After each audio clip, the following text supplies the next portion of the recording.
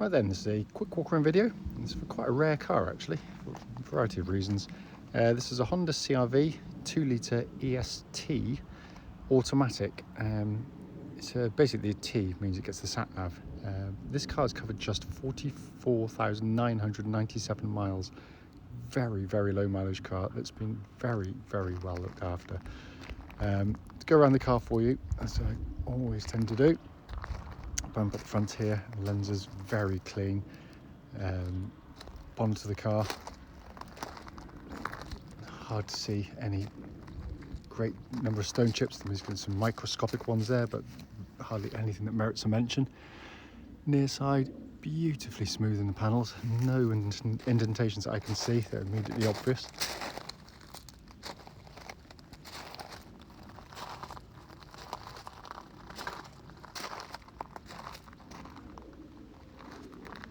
Coming around the back, again, bumper corners very clean.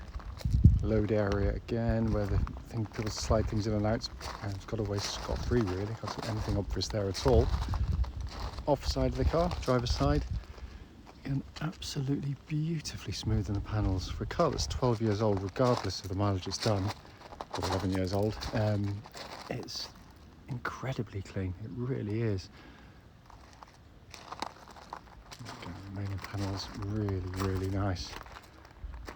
Externally, the car, it really is in fantastic condition.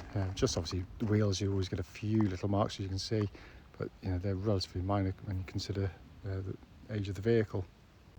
Coming to the back of the car now, and what's lovely to see, it's got its full complement of equipment because it's not always here. So you've got a tonneau cover, you've got the middle shelf, all there. Middle shelves, by the way, I've never found a great use for them personally. I'm sure people have, but if you don't need to use them, just pop them in down here because it's recessed to exactly the same shape, so you're not taking up loads of your boot space.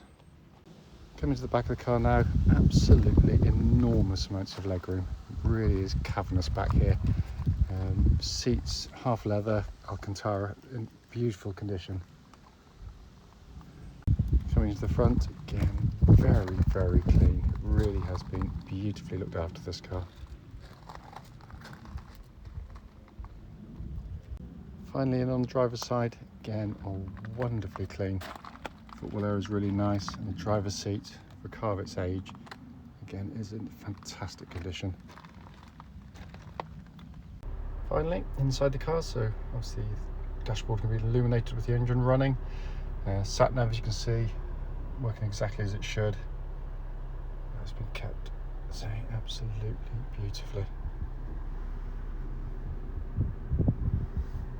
Work across to the main dash binnacle.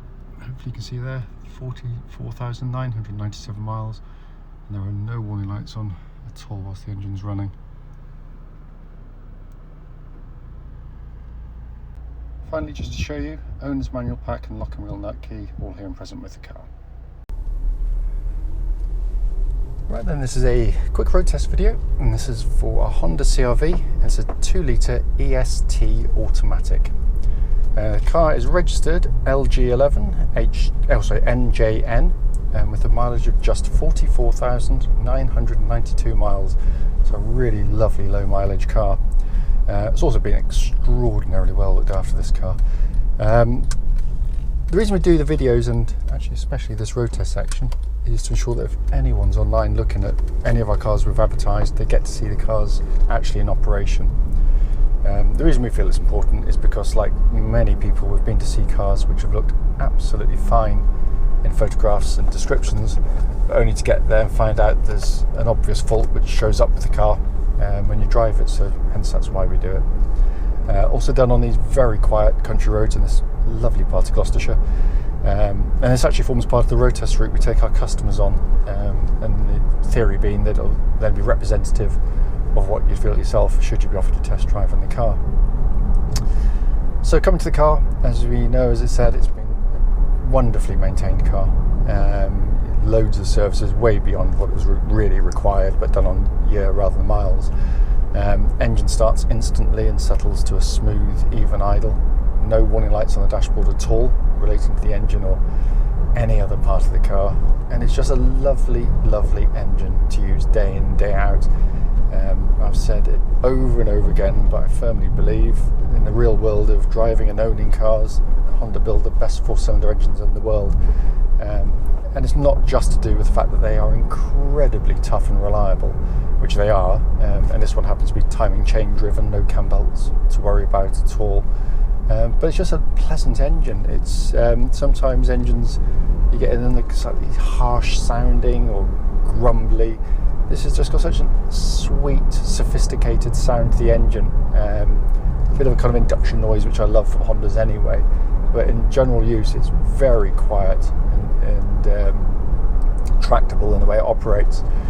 It feeds through into the automatic gearbox, which, like the engines, have a reputation for being incredibly strong and tough, very long lasting as well.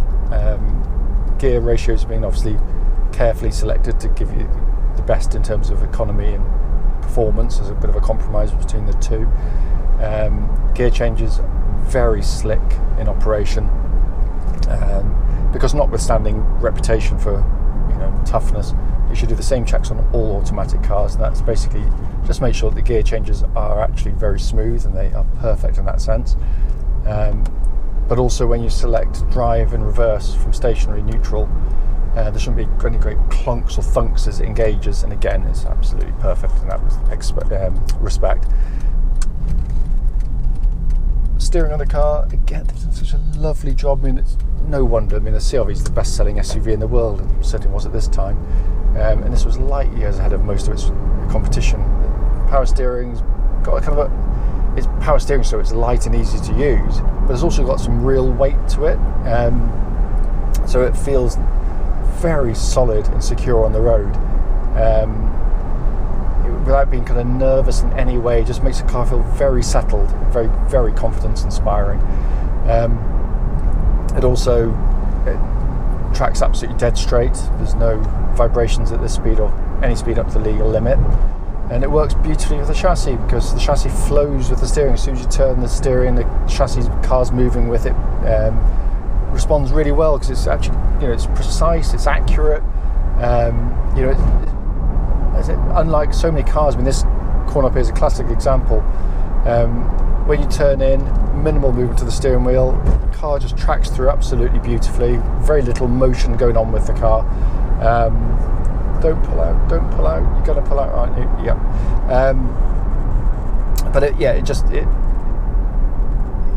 The whole feel is very, very car-like in the way it operates. It's really nicely done, and it feels as tight as a drum in every single way, the car, I have to say.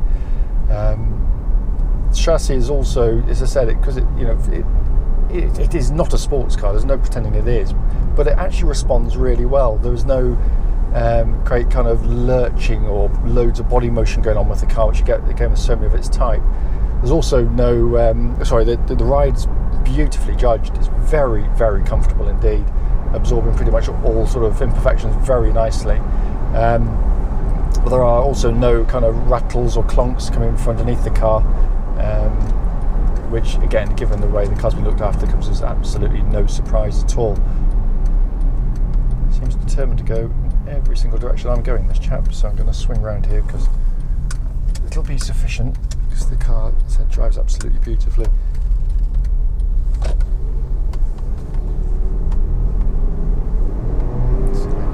Get away from the van behind me. Picks up rather nicely. Brakes on the car, by the way, also really, really good. I'm not going to go too mad because I've got a chap not too far behind me now, but you hit the brake pedal, it's a lovely solid brake pedal. There's no pulsing, no vibrations coming back through the pedal at all, so all in very, very fine order. Then to come inside the car, I mean, I'm driving an 11-year-old car now. I know it's done a low mileage, but no squeaks, no rattles. They are beautifully, beautifully, beautifully made. They really are. And really, again, like so many Hondas at their time, just not really appreciated because road testers would get in cars and YouTube people would get on them, and they judged a car's build quality by squidgy plastics. Well, I hate to say it, but that's not build quality. Build quality is how these things are put together, and these are brilliantly done. It's also designed for family use, and families, unfortunately, kids, throw things, spill things, knock things, and that's where they're incredibly tough and beautifully put together, absolutely brilliantly made. This one hasn't been cleaned yet, and yet is in absolutely beautiful condition in here. Hardly needs cleaning at all. It's a credit to its owners. It also works perfectly, everything.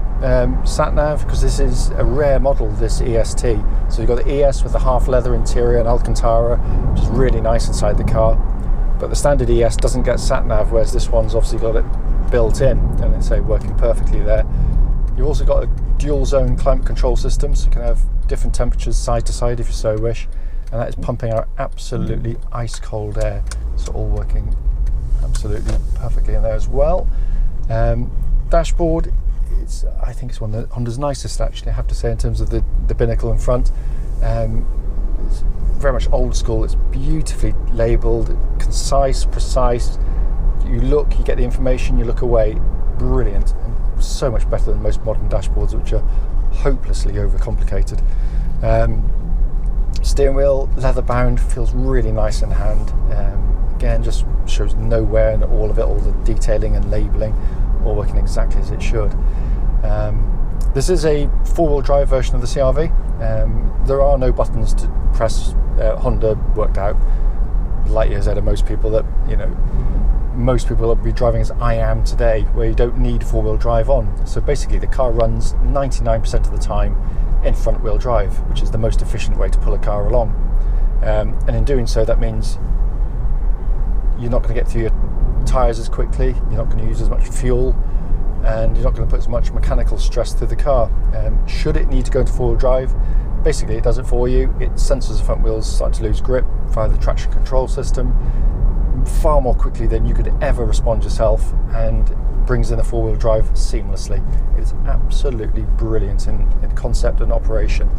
And also its lack of use gives it its reliability, because, as I said before, nearly 30 years selling these cars, we've virtually never touched one. I mean, it is incredibly robust. As I said at the start, it's only a brief video just to show the car operating. It drives absolutely beautifully, and hopefully whoever comes to see it will remember this, because it just feels so solid and so new, really, on the road. It just feels as tight as a drum. Having said that, if you've got any questions, don't hesitate, as always, do give us a call.